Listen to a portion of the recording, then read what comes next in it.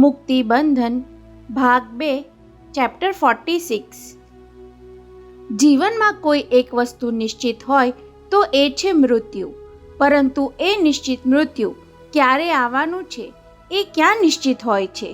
કદાચ એટલે જ માનવી મૃત્યુને વિસરી જઈને જીવનની માયાજાળ ગૂંથવામાં ગૂંચવાઈ જતો હશે। પછી અચાનક તેના પર મૃત્યુજાળ ફેંકાય ત્યારે એ હેપતાઈ જઈને તેમાંથી છટકી જવાના મરણિયા પ્રયાસ કરવા માંડે છે। 32 વર્ષનો યુવાન ઉદ્યોગપતિ પુત્ર વૈભવ વિરાણી મગજથી તો 15 જાન્યુઆરીની રાત્રે 2:15 વાગ્યે જ મૃત્યુ પામ્યો હતો। Good bye Sabina and good bye my son એ શબ્દો ઉચ્ચારીને ચેતના ગુમાવી ચૂક્યો હતો। એને માટે જીવનની એ જ અંતિમ ક્ષણો હતી, પરંતુ ત્યાર પછી 17મીની બપોરના 4:15 વાગ્યા સુધીના બીજા 39 કલાક દરમિયાન વૈભવને મૃત્યુજાળમાંથી મુક્ત કરવા સ્વજનોએ ભરપૂર પ્રયાસો કરી જોયા, પણ કાળ દેવતાએ મચક આપી નહીં। મૃત્યુને આપણે કાળ દેવતા ભલે કહીએ, પરંતુ કોઈ યુવાન જીવને એ પોતાનો શિકાર બનાવે છે ત્યારે તેને કાળ દાનવ કહેવાનું મન થઈ જાય છે। જુવાન જો દીકરાના અકાળ અવસાનથી વધુ અસહ્ય આઘાત તેની જન્મદાતા માતા માટે બીજો શું હોઈ શકે? પરંતુ ચારુ બહેન વિરાણી માટે તો પુત્ર વિયોગ અને પુત્ર મિલનની બંને ઘટના એક જ ઘડીએ ઘટી હતી। એક તરફ 32 વર્ષના થનગનતા પુત્રનું આયકું સમાપ્ત થયું અને બીજી બાજુ 34 વર્ષ પહેલા જેને જન્મ આપીને ત્યજી દેવો પડ્યો હતો એ પુત્રનું આગમન થયું। એકનો તીવ્ર શોક તો બીજાનો અતિ આનંદ, એવી બેવડી ભીસ કોઈ પણ માતાને મૂર્છિત જ કરી દે ને। ઈશ્વર, તું તારાથી બનતું બધું જ કરી છૂટ્યો। વૈભવના રૂમમાં ધસી આવેલા સ્વજનોનો આક્રંદ અને વિલાપ વચ્ચે મોતીલાલ માસ્તરે સુનમુન બની ગયેલા પુત્રના ખભા પર હાથ મૂકી આશ્વાસનના શબ્દો ઉચ્ચાર્યા, છતાં ઈશ્વરભાઈ જળવત બેસી ગયા ત્યારે પિતાએ તેની પીઠ પસવારી। હિંમત રાખ દીકરા, બિચારી ચારુ વહુ હોશકોશ ગુમાવી બેઠી છે, ત્યારે તું ભાંગી પડીશ તો આ છોકરાઓને કોણ હિંમત આપશે? ઈશ્વરભાઈની નજર સામે સિદ્ધાર્થ અને નિરાલી મોટા ભાઈના મૃતદેહને વીંટાળીને હૈયાફાટ રુદન કરતા હતા, છતાં ઈશ્વરભાઈએ તેમને છાના રાખવાની કોઈ ચેષ્ટા કરી નહીં। ત્યારે રતનબાએ નજીક આવીને હાક મારી, મરદ થઈને આ મૂડ કેમ બની ગયો ઈશ્વર? 59 વર્ષના પુત્રને બંને ખભાથી હલબલાવી નાખતા 75 વર્ષના રતનબા ઊંચા અવાજે બોલી ગયા, નીચે માણસો ટોળે વળ્યા છે, એ બધાનો સામનો કરવા માટે અમારી જેમ છાતી પર પથ્થર રાખીને ઊભો થઈ જા દીકરા મારા। અને માતાના એ છેલ્લા 2 શબ્દો કઠણ કાળજાના ઈશ્વરભાઈના મર્મ સ્થાને સ્પર્શી ગયા હોય તેમ બાજુમાં ઊભેલા રતનબાના પેટ પર માથું ટેકવી નાના બાળકની જેમ એ ધ્રુસકે ધ્રુસકે રડવા લાગ્યા। ઘડીભર રતનબાની છાતી પરથી પથ્થર હટી ગયો હોય તેમ એમની આંખો પણ ઊના આંસુથી ઉભરાવા લાગી। કેટલા વર્ષે મારો ઈશ્વર આજે માના ખોળે માથું મૂકીને રડે છે, અને તે પણ કેવા કરુણ પ્રસંગે! તેમને યાદ આવી ગયું, મેટ્રિકમાં નાપાસ થયેલા ઈશ્વરને મુંબઈ નોકરીએ મોકલવાનું નક્કી થયું એ સાંજે આમ જ પોતાના ખોળામાં એ ધ્રુસકે ધ્રુસકે રડ્યો હતો, માં, તારા વિના મને મુંબઈમાં ગમશે નહીં। ત્યારે પુત્રના માથા પર હેતાળ હાથ પસવારતા રતનબાએ કહ્યું ન હતું કે દીકરા, એટલે દૂર મોકલતા મારું કાળજુએ કપાય છે, પણ શું કરું? મમતાના દ્રાસકાને છાતીમાં દબાવી રાખીને બોલ્યા હતા, અરે ઈશ્વર, તું તો મારો બહાદુર દીકરો છે, મુંબઈ જઈને કોઈને કળવા પણ નહીં દે કે તારી મા વિના તને ગમતું નથી। અને સાચે જ ત્યાર પછીના 40 વર્ષમાં ઈશ્વરે બીજા બધાને તો ઠીક, સગી માતાને દેખાવા નહોતું દીધું કે એને મા વિના ગમતું નથી। હવે બસ કરો તમે બધા। 5-7 મિનિટના આક્રંદ પછી રતનબાએ ઊંચા અવાજે એવી હાંક પાડી કે શોકમગ્ન ખંડમાં સન્નાટો છવાઈ ગયો। હજુ આપણે વૈભવને ઘેર લઈ જવાનો છે, સૌને સ્તબ્ધ કરી દે એવું એમનું મનોબળ હતું। સંધ્યાકાળ પહેલા આપણે એને બોલતા બોલતા છાતી પરથી હઠી રહેલા પથ્થરને અંકબંધ રાખવા જેટલું રોકાઈને એમણે સંભળાવ્યું। સૂર્યાસ્ત થતા પહેલા આપણે એને ઘેરથી વિદાય આપી દેવાની છે। જેને રડવું હોય એ ઘેર જઈને રડે, બાકીના સૌ જુવાન જોતને કાંત આપવાની તૈયારીમાં લાગી જાઓ। છતાં સૌ તેને તાકીને જોતા રહ્યા એટલે રતનબાએ સૂચના આપવા માંડી, મનોહર, તું ડૉક્ટરને કહી શબગાડી મંગાવી લે, હું અને ઈશ્વર તેમાં વૈભવને ઘેર લઈ આવીએ છે। પછી પતિને કહ્યું, માસ્તર, તમે છોકરાઓને લઈને ઘરે ઉપડો, ત્યાં પહોંચીને વૈભવના રૂમમાં સાથરો તૈયાર કરાવો। પછી જોડિયાભાઈ રાજન સાજનને કામ ચીંધ્યું। તમે ચારુવહુને એમ્બ્યુલન્સમાં ઘેર લઈ જાઓ અને તમે ચારુબહેનની સારવારમાં રોકાયેલા ડૉક્ટર નર્સની બાજુમાં ઊભેલા યુવાન સાધુને કાંઈક કહેવા જતાં રતનબા અટકી ગયા. પછી બંને હાથ જોડી ભારપૂર્વક બોલ્યા, સંન્યાસી, અમારા વૈભવને મૃત્યુમાંથી ઉગારી લેવા ગુરુજીએ તમને છેક ઋષિકેશથી મોકલ્યા, પણ તમારો ફેરો ફોકટ થયો. કહેતા રતનબાએ 2 ડગલા નજીક જઈને ઉમેર્યું, સુતકાળવાળા ઘરમાં રહેવા ખાવાનો બાદ ન હોય તો અમારા વિરામવિલામાં પધારો. નહીં, અચાનક જોશમાં આવી ગયા હોય તેમ ઈશ્વરભાઈએ જરૂર કરતાંય વધુ ઊંચા અવાજે રાડ પાડી ત્યારે સૌ કોઈ ચોંકી તેમને તાકવા લાગ્યા. વૈભવના મૃત્યુના આઘાતે એમના મગજ પર તો અસર નહીં કરી હોય ને? ઈશ્વર, આપણો વૈભવ હાથતાળી દઈને ચાલ્યો ગયો, એમાં આ બિચારા સંન્યાસીનો શું દોષ? પુત્રના ઇનકારનો ભળતો જ અર્થ કરીને રતનબા તેને નાના બાળકની જેમ સમજાવવા લાગ્યા. ભાઈ, એ બિચારો ગુરુજીનો મંત્ર લઈને દોડતો આવ્યો, પણ મોડો પડ્યો. ઘેર આવેલા અજાણ્યાને જાકારો ન અપાય ત્યારે આ તો ભાંગ્યાનો ભેરું થવા આવ્યો હતો બિચારો. ત્યારે ઈશ્વરભાઈ કહી દેવા માંગતા હતા, ભાંગ્યાનો ભેરું થવા નહીં, મારું ઘર ભાંગવા આવ્યો છે. એ તો કોને ખબર ક્યારે એ અવતર્યો અને કોણ એનો બાપ? અચાનક ઈશ્વરભાઈએ વિચાર પ્રવાહને બળજબરીથી રોકી દીધો. કહેવાય નહીં અને સહેવાય નહીં એવી સ્થિતિ પેદા કરનાર યુવાન સાધુ સામે હોઠ ભીડીને કતરાતા એ મૂંગામંતર થઈ ગયા. દાદીમાં, આપને હરકત ન હોય તો હું માતાજી સાથે જ ઘેર આવું. પહેલીવાર યુવાન સાધુને સૌએ બોલતો સાંભળ્યો. એ ગુજરાતી આટલું સારું બોલી શકતો હોવાની કોઈને કલ્પનાય ન હતી અને તેના બોલવામાં કોઈ અજબ પ્રકારની મીઠાશ પણ વર્તાઈ. અરે, દાદીમાનું સંબોધન ઉચ્ચાર્યું ત્યારે એમાં રહેલી આત્મીયતા સૌને સ્પર્શી ગઈ. રતનબા તેને ધારી ધારીને જોવા લાગ્યા. એ સાવ અજાણ્યો હોવા છતાં અજાણ્યો કેમ નથી લાગતો? માયાથી પર એવા સંન્યાસીના વેશમાં હોવા છતાં આટલો બધો માયાળુ કેમ લાગે છે? સર, મિસિસ વિરાણીને શુદ્ધિમાં આવતા હજુ 15-20 મિનિટ લાગશે. ચારુબહેનને ઇન્જેક્શન આપી તેની સિરિંજ નર્સને સોંપતા ડૉક્ટર બોઝે ઈશ્વરભાઈને કહ્યું, ત્યાં સુધીમાં આપ ડેડ બોડીને ઘરે લઈ જઈ તમારા મધર કહે છે તેમ ફ્યુનરલ માટે તૈયારી કરો. તમારા મિસિસ રિકવર થાય એટલે હું અને સિસ્ટર એમને કારમાં ઘેર લઈ આવીશું. ડૉક્ટરનું સૂચન સૌને ઢાપણ ભર્યું લાગ્યું. ચારુબહેન ભાનમાં આવી ગયા પછી મૃતદેહને ખસેડવા જતાં કદાચ હૈયાફાટ રુદન કરીને એ આખી હોસ્પિટલને ધ્રુજાવી દેશે. નીચે એકઠા થયેલા લોકોના ટોળા વચ્ચેથી તેમને લઈ જવાનું કપરું બની જશે. ડૉક્ટરનું કહેવું બરાબર છે. મૃત પુત્ર પરથી નજર હટાવ્યા વિના ઈશ્વરભાઈએ ચુકાદો આપી દીધો. ચારુ ભાનમાં આવ્યા પહેલાં જ આપણે નીકળી જઈએ કહીને આંખ ઊંચી કરી ભગવા વસ્ત્રધારી તરફ નજર નાખી લઈને ઉમેર્યું, એ ભલે અહીં રહેતો. ત્યાર પછી 5-7 મિનિટમાં જ વૈભવના મૃતદેહને ઘેર લઈ જવાની વિધિ આટોપાઈ ગઈ. ડેડ બોડીને વળાવવા માટે ડૉક્ટર બોઝ રૂમની બહાર નીકળ્યા ત્યાં અચાનક કાંઈ યાદ આવ્યું હોય તેમ ઈશ્વરભાઈ અટકી ગયા. ડૉક્ટર, 1 જ મિનિટમાં આવ્યો કહી ફરી એ રૂમમાં દાખલ થયા ત્યારે પેલો સંન્યાસી ચારુબહેનના જમણા પગનો અંગૂઠો દબાવતો ગોઠણભેર બેઠો હતો. આવતાની સાથે જ માની સેવા ચાકરીનો દોડ કરવા માંડ્યો. મનમાં બબડતા એ દબાતા પગે સોફા પર બેહોશ પડેલી પત્ની તરફ સરકી ગયા.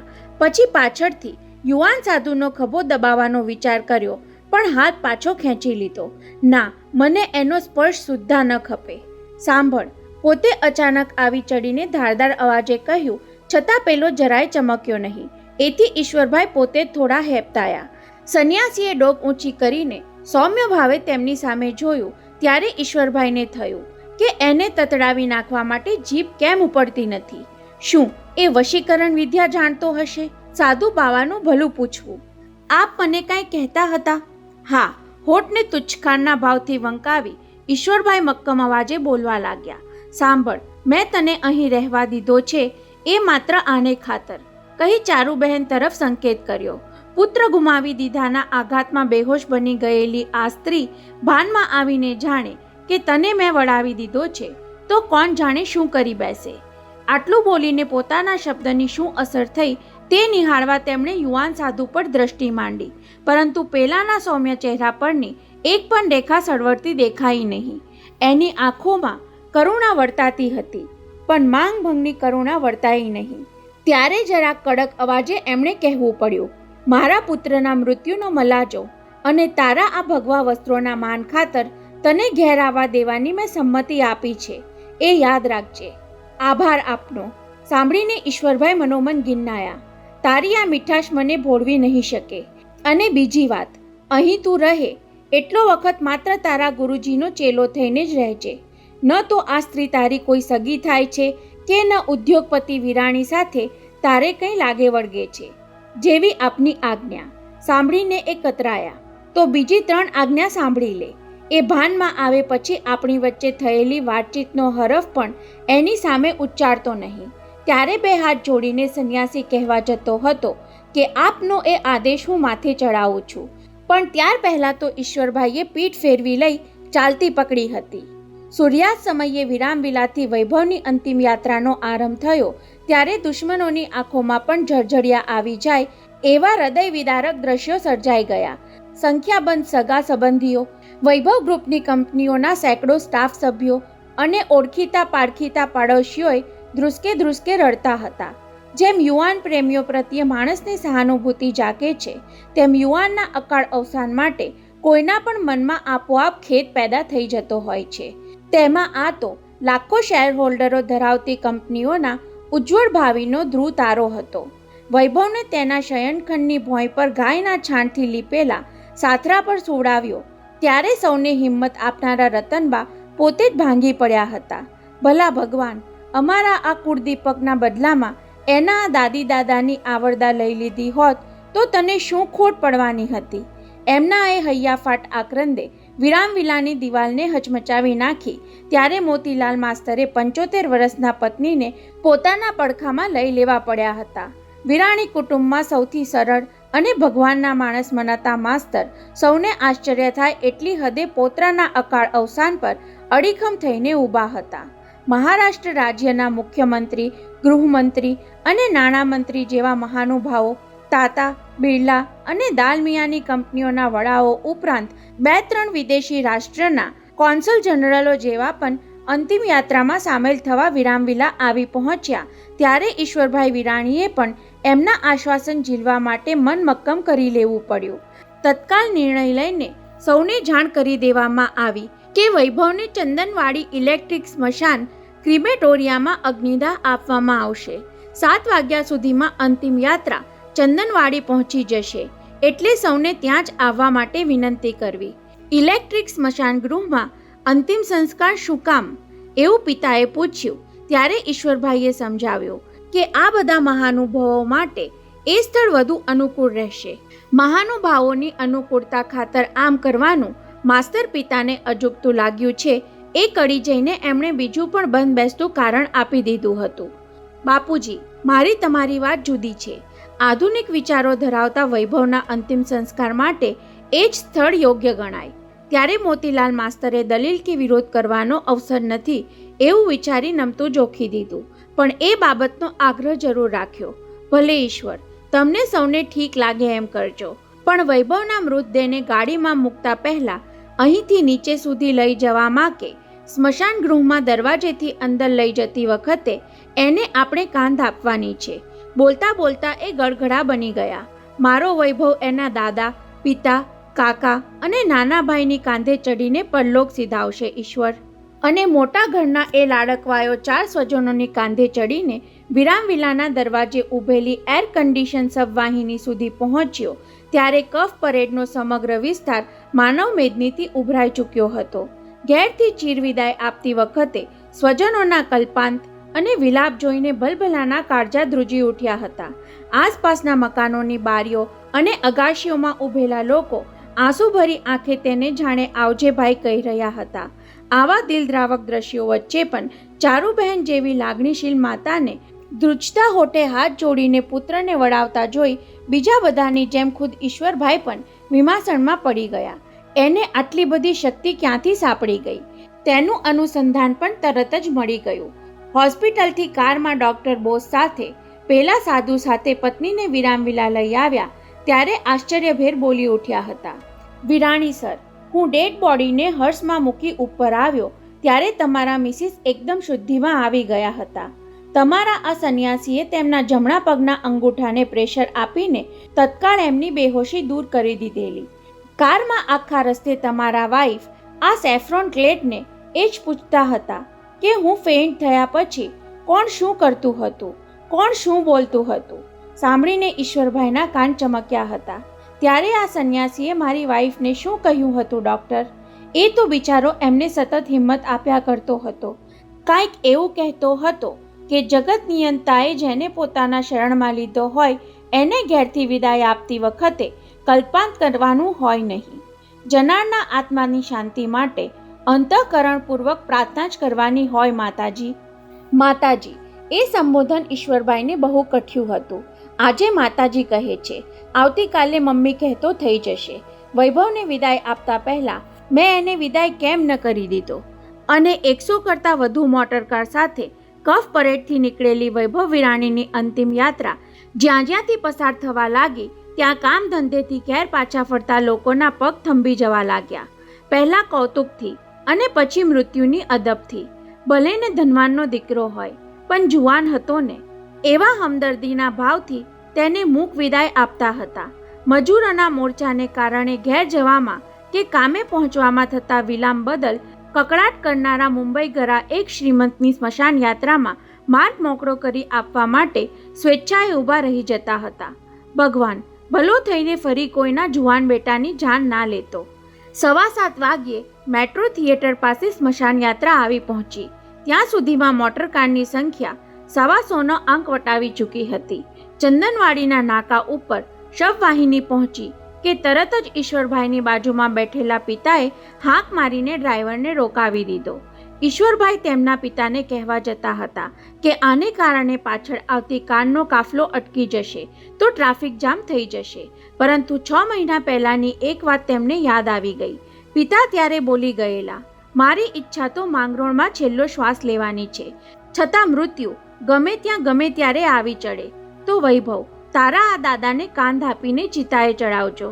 અત્યારે એ જ દાદા તેમના પૌત્રને કાંધ આપવા માંગતા હોય તો ટ્રાફિક જામનું કારણ આપીને રોકી કેમ શકાય? આગળ દાદા તથા પિતા અને પાછળ કાકા તથા નાના ભાઈએ વૈભવની નનામીને ખભે ઊંચકી. ત્યારે રામ બોલો ભાઈ રામના નાદથી જાણે આખી ચંદનવાડી ધ્રુજી ઉઠી. પોતાના બોસને ચીર વિદાય આપવા માટે ગલીના નાકાથી સ્મશાન યાત્રાના પ્રવેશદ્વાર સુધી બંને બાજુ ઊભેલા વૈભવ કંપનીના 200 જેટલા સ્ટાફના સ્ત્રી પુરુષોએ પુષ્પની પાંખડીઓની વર્ષા કરી. ત્યારે ઘણાની નજરે હજુ 10 દિવસ પહેલાંનું દ્રશ્ય તરવરી ઉઠ્યું, જ્યારે નિરાલીને પરણવા આવતા વરરાજા ઉપર આમ જ પુષ્પની વર્ષા થઈ હતી. એ પણ યાત્રા હતી અને આ પણ યાત્રા હતી, છતાં સુખ દુઃખના બે અંતિમ છેડા જેવું બંને વચ્ચે અસીમ અંતર હતું. ઊભા રહો. પ્રવેશ દ્વારે પહોંચતા જ ખભો આપીને આગળ ચાલતા મોતીલાલ માસ્તરે નનામીને થોભાવી દીધી. અહીં હવે નનામીને ફેરવી નાખી. પગ આગળ રાખીને અંદર જવાનું છે. બાકીના શબ્દોએ મનોમન બોલી ગયા. માણસ આ જગતમાં પ્રવેશે ત્યારે માથું લઈને આવે છે અને વિદાય લે ત્યારે પગથી પાછા ફરવાનું હોય છે. મૃતદેહના પગ પ્રવેશદ્વાર તરફ રહે એ રીતે નનામીને ઉલટાવી વૈભવના દાદા તથા પિતાએ મોખરેથી તેને ફરી ખભે ઊંચકી. ત્યારે અચાનક ઈશ્વરભાઈની નજર પ્રવેશદ્વાર પાસે ઊભેલી સફેદ પ્રાઇવેટ ટેક્સી પર પડતા જ આગળ વધવા ઊંચકાયેલો તેમનો પગ ક્ષણવાર માટે થંભી ગયો. ટેક્સીમાં સાધ્વી ચંદ્રસ્મિતા બેઠા હતા. એક ક્ષણ, માત્ર એક ક્ષણ માટે ઈશ્વરભાઈને થયું કે સમય અહીં થંભી જાય તો કેવું સારું. સાધ્વી સ્વરૂપે બેઠેલી એ સ્ત્રી ઘડીભર માટે ચંદ્રપ્રભા બની જાય તો? ક્ષણવારની અલપ ઝલપમાં તેમને સમજાયું નહીં એ સાધ્વી મૃત વૈભવના મુખને નિહાળતા હતા કે તેના શોકમગ્ન પિતાને. એ બીજી ક્ષણે પગ ઉપાડીને સ્મશાન ગૃહમાં પ્રવેશ કરવા માટે એ આગળ વધી ગયા ત્યારે એમના ખભા પર યુવાન પુત્રના મૃતદેહનો ભાર હતો અને હૈયા પર યૌવનકાળના સંભાળનાનો બોજ હતો. બોજ જુદા પ્રકારના હતા પણ બંને બોજનું પરિણામ તો એક જ હતું, પારાવાર વેદના. 9:15 વાગ્યા સુધીમાં વૈભવ વિરાણીનો પાર્થિવ દેહ વીજળીની ભઠ્ઠીમાં ભડભડ બળવા લાગ્યો હતો. હાજર રહેલા સ્નેહી સંબંધીઓ, વેપારી ઉદ્યોગપતિઓ તથા મંત્રીઓ તંત્રીઓને કુટુંબજનો હાથ જોડીને વિદાય આપવા લાગ્યા હતા. સ્મશાનના નાટકઘર જેવા હોલની એક ખુરશી અને ખૂણો ખાચરો તો લોકોની હાજરીથી ખીચોખીચ હતા. ઉપરાંત બહારના કમ્પાઉન્ડથી છેક ગલીના નાકા સુધી જાણીતા અજાણ્યા માણસોએ પરસ્પરના ખભા ઘસાય એ રીતે ઊભા રહીને આ અમંગળ અવસરમાં હાજરી પુરાવી હતી. ઉદ્યોગપતિ વિરાણી જાતે હાથ જોડી દરવાજા સુધી જઈને વ્યક્તિગત રીતે વિદાય આપી આવ્યા ત્યારે લોકો વિખરાવા માંડ્યા. મોટા ભાઈને છેક સુધી વડાવા સ્મશાનમાં આવેલી નિરાલીને સમજાવી ઈશ્વરભાઈએ દાદા સાથે ઘેર મોકલી આપી હતી. જતાં જતાં પુત્રીના કાનમાં ફૂંક પણ મારી હતી. પહેલા સાધુને સવારની ફ્લાઇટમાં દિલ્હી મોકલવા માટે ટિકિટનો બંદોબસ્ત કરવાનું મેં કહી દીધું છે. દિલ્હીથી ઋષિકેશ પહોંચવાની વ્યવસ્થા આપણી ત્યાંની ઓફિસ કરી આપશે. તારી મમ્મીને આટલો સંદેશો આપી દેજે. જમાઈને લઈને આવેલા ભવાનજી શેઠિયાને વિદાય આપવા ઈશ્વરભાઈ તેમની સામે જઈને ઊભા ત્યારે ભા પણ તેમના ખભા પર હાથ મૂકીને મૂક આશ્વાસન આપી શકેલા. 40 વર્ષ પહેલા જે હાથ પોતાના ગાલ પર વીંજાયો હતો એના સ્પર્શથી ઈશ્વરભાઈનો ખભો ધ્રુજી ગયો હતો. નિરાલીના સત્કાર સમારંભમાં એ આશીર્વાદ આપવા આવ્યા ત્યારે મનોમન પોરસ કર્યો હતો. શેઠિયા, તે દિવસે તમારી ચંદ્રપ્રભાનો હાથ પકડ્યો ત્યારે તમાચો મારવાને બદલે અમારો હસ્તમેળાપ કરાવવાનું તમને સૂઝ્યું હોત તો એ ચંદ્રપ્રભાની દીકરી આવી ધૂમધામથી પરણતી જોઈને તમે ધન્ય બની ગયા હોત. પરંતુ ઈશ્વરભાઈનો એ પોરસ અત્યારે તમાચા જેવું કામ કરી ગયો. હવે તો ભવાનજી ભાને એમ કહેવું પડે કે સારું થયું તમારી ચંદ્રપ્રભાને મારી સાથે ન વરાવી, નહીતર જુવાન દીકરાના મોતનો ગોજારો આઘાત ચારુને બદલે તમારી દીકરીએ વેઠવો પડત. આવું ન કહી શકનાર ઈશ્વરભાઈ એવું પણ ન બોલી શક્યા કે સ્મશાન ગૃહના દરવાજે પ્રાઇવેટ ટેક્સીમાં બેઠેલી સાધ્વી થઈ ગયેલી ચંદ્રપ્રભાને તમે જોઈ કે નહીં? ગુનાની જેમ દુઃખ પણ માણસને થોડીવાર માટે રાંક બનાવી દે છે. એવા વખતે બીજાને મારેલું મહેણું પણ પોતાને જ વાગતું હોય છે. કદાચ એટલે જ ભવાનજી શેઠિયા સામે ઈશ્વરભાઈના હોઠ સિવાયેલા જ રહ્યા હશે. હવે હોલમાં 25-30 માણસો જ રહ્યા હતા. સ્ટાફના 15-20 સભ્યો બહાર ઊભા હતા. બાકીના સ્ટાફ મેમ્બર્સને આવતીકાલે વૈભવભાઈના શોક નિમિત્તે કંપનીઓની તમામ ઓફિસો બંધ રાખવાની છે એવું કહીને સિદ્ધાર્થે વિદાય કરી દીધા હતા. મોટા ભાઈ, આવતીકાલે છાપવા માટે મૃત્યુ નોંધ મોકલવાનું કેમ કરીશું? મનોહરલાલે વિચારમગ્ન બેઠેલા મોટાભાઈ પાસે આવીને કહ્યું ત્યારે એ બધું ઘેર જઈને નક્કી કરીશું કહી ઈશ્વરભાઈ ફરી સામેના ખાલી સ્ટેજ પર તાકવા લાગી વિચારમાં ગૂંથાઈ ગયા. કેમ જાણે એ તખ્તા પર વૈભવના જીવન નાટકના દ્રશ્યો ભજવાતા હોય. તેમની નજર સમક્ષ દ્રશ્યો તો ઉપસતા જતા હતા પણ ક્રમબદ્ધ નહીં. પહેલો પ્રસંગ વૈભવ મેટ્રિક પાસ થઈને આવ્યો તે તાજો થયો. ડેડી, હું ફર્સ્ટ ક્લાસ પાસ થઈ ગયો. ટીચર કહેતા હતા કે એન્જિનિયરિંગ કોલેજમાં મને આસાનીથી એડમિશન મળી જશે. નહીં માય સન, દીકરાની પીઠ થાબડતા પોતે કહ્યું હતું, મારું સપનું તો તને મોટો ઉદ્યોગપતિ બનાવવાનું છે. ઇજનેર થઈને પુલ કે મકાન બાંધવાને બદલે ઇન્ડસ્ટ્રીના મોટા મોટા પ્લાન્ટ નાખવામાં તારે મારી સાથે રહેવાનું છે. એ માટે રોકેલા ઇજનેરો તારી આગળ પાછળ બોસ કરતા ફરતા હશે. ત્યારે વૈભવે એટલું જ કહેલું, ઓકે ડેડી, તમારી સાથે જોડાવા માટે હું કોમર્સની લાઈનમાં જઈશ, પણ લોકોની નજરે હું પિતાનો પડછાયો બનવા નથી માંગતો. માત્ર બાપના નામથી ઓળખાવા નથી માંગતો. શાબાશ બેટા. 17 વર્ષનો વૈભવ આવું બોલી શક્યો એ બદલ ગૌરવ અનુભવતા પોતે ત્યારે કહેલું, અરે હું તો એવું ઈચ્છું છું કે ભવિષ્યમાં લોકો મને વૈભવના પિતા તરીકે ઓળખતા થાય. પરંતુ એવું કાંઈ થાય એ પહેલાં તો વૈભવ આમ અધવચ્ચે જ સાથ છોડીને ચાલ્યો ગયો. અરે વીજળીના અગ્નિમાં હવે તો બળીને ભસ્મ પણ થઈ ગયો. સ્મશાન ગૃહમાં બેઠેલા ઈશ્વરભાઈથી ધગધગનો નિશ્વાસ નંખાઈ ગયો. છેલ્લા 2-3 વર્ષથી તો ઉદ્યોગ સ્થાપવાની ગતિ વધારવા માટે વૈભવ તેમને વારંવાર ટોક્યા કરતો. ડેડી, તમે વૈભવ ટાવર્સ પર તરાપ મારતા ચિત્તાને ઊભો રાખ્યો છે, પણ આજકાલ આપણી ગતિ ચિત્તાને શરમાવે એટલી ધીમી કેમ થઈ ગઈ? દેશના મહાનગરોમાં વૈભવ ગ્રુપની હોટેલ્સ હોય, આપણા પોતાના અખબારો પ્રકટ થતા હોય, એવું કેમ વિચારતા નથી? તેના જવાબમાં પોતે કહ્યું હતું, માય સન, તારો આ ડેડી હવે બૂઢો થવા લાગ્યો છે. નહીં ડેડી, વૈભવે જુસ્સાભેર સંભળાવ્યું હતું, ચિત્તા જેવો હું તો જુવાનજોત બેઠો છું ને. ત્યારે એમની છાતી ગજગજ ફૂલી હતી અને આજે એ છાતી પર જવાનજોત દીકરાનો જનાજો સ્મશાન ગૃહે ઊંચકી લાવતા સુધીમાં ચિરાઈ ચૂકી હતી. પોતે એક જ સાંજમાં 10 વર્ષ વધુ બૂઢા થઈ ગયા હોય એમ અત્યારે બેવડ વળીને બેઠા હતા. એક પછી એક પ્રસંગો રંગમંચ પર ભજવાતા હોય તેમ ઈશ્વરભાઈના માનસપટ પર સાકાર થતા ગયા અને તેમને વધુને વધુ વ્યાકુળ બનાવતા ગયા. ત્યાં અચાનક એમને એક વિચાર આવ્યો. છેલ્લા શ્વાસ લેતા પહેલાં વૈભવ શુદ્ધિમાં હોત તો એ શું બોલ્યો હોત? એણે પોતાની કોઈ અંતિમ ઈચ્છા વ્યક્ત કરી હોત ખરી? અરે, અકસ્માત પહેલાંના છેલ્લા 2 દિવસમાં વૈભવ સાથે પોતાને શું વાત થઈ હતી એ પણ તેમને યાદ નહોતું આવતું. અને મળતા પહેલાં એ મળ્યો તો પણ કોને? પેલી સબીનાને. મા બાપની સામે તો માત્ર બેહોશીમાં જ દેખાયો. એ વિચારે તેમના હૈયાને વલોવી નાખ્યું. વૈભવના છેલ્લા શબ્દો શું હતા એ કોને પૂછવું? છઠ, એ કાળમુખીનું તો મારે મોઢું પણ નથી જોવું હવે. તો પછી હા, પેલીને ત્યાં જતા પહેલાં એ ચીનુને મળ્યો હતો અને ઝાટકા સાથે તેમણે ગરદન ઊંચી કરીને આસપાસ જોયું. પોતાની જેમ ચીનુ ચોકસી પણ ખૂણામાં ઊંધું ઘાલીને બેઠેલો દેખાયો.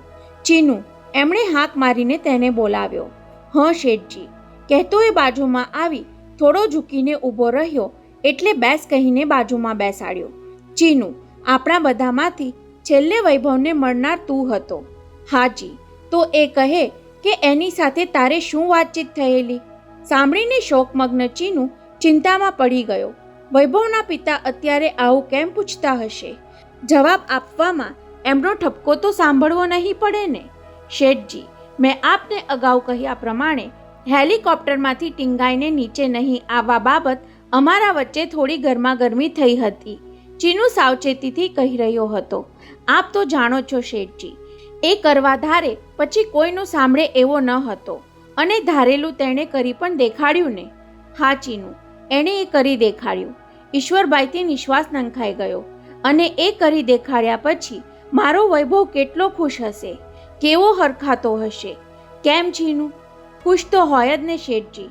બોલતા બોલતા ચીનુને યાદ આવી ગયું અને કહેવા જેવું છે કે નહીં એવો વિચાર આવતા પહેલાં હોઠે પણ આવી ગયો. શેઠજી, બીજી એક બાબત માટે એ બેહદ ખુશ હતો. કઈ બાબત ચીનુ? ત્યારે ચીનુએ જીભ કચડી નાખવા બદલ પસ્તાવો થયો. કેમ બોલાતું નથી ચીનુ? ઈશ્વરભાઈ તેની મૂંઝવણ પામી ગયા હોય તેમ પૂછ્યું.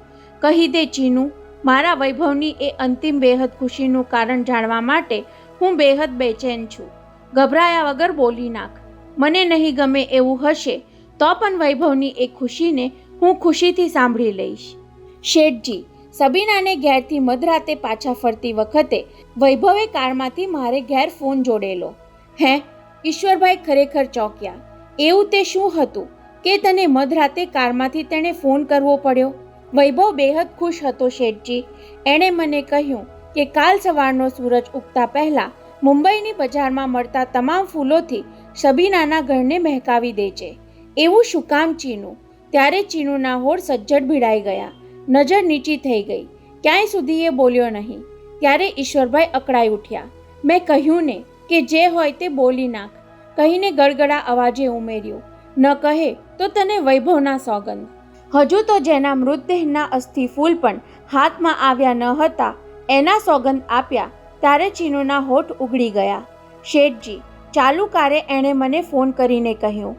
ફરી બોલતા બોલતા જરાવાર રોકાઈને બળપૂર્વક બાકીના શબ્દોએ બોલી ગયો. ચીનુડા, સાંભળ. I am very happy. She is pregnant. Sabina is pregnant. અને એટલું સાંભળતા જ ઈશ્વરભાઈના હૃદય પર હુમલો થયો હોય એમ જમણો હાથ ડાબી છાતી પર દાબી દીધો. પળવારમાં તેમની મુખરેખા તંગ બની ગઈ. ચીનુએ આ શું કહ્યું? વૈભવે આ શું કર્યું? જેને મેં કદી જોયો નથી એવો એક યુવાન ચારુનો પુત્ર બનીને સાધુ વેશે ઘરમાં આવ્યો. તેને નજર સામેથી હટાવવા મથું છું ત્યાં કોઈ બીજાના આગમનની આ વીજળી માથા પર ત્રાટકી. એ આઘાતથી કળવળતા થોડી વાર લાગી. પછી એ ટટ્ટાર થયા. ધારદાર નજરે ચીનુ સામે જોયું. સાંભળ ચીનુ. હાજી, સબીના પ્રેગ્નન્ટ છે એ તું જાણતો નથી અને વૈભવ પણ જાણતો ન હતો. એમના અવાજમાં કરડાકી આવી ગઈ. હવે પછી કોઈની સામે આ બાબત એક હરફ સુદ્ધા ઉચ્ચાર્યો છે તો તારી જીભ કાપી નાખીશ. સમજ્યો? સમજી ગયો શેઠજી, કહી ચીનુ ચૂપચાપ ત્યાંથી સરકી ગયો. પરંતુ ઈશ્વરભાઈ વિરાણીને ત્યારે ક્યાં ખબર હતી કે સ્મશાન ગૃહના દરવાજે કાળા કાચવાળી કારમાં સબીના પોતે વૈભવના અસ્થિફૂલ લેવા માટે આવી હતી.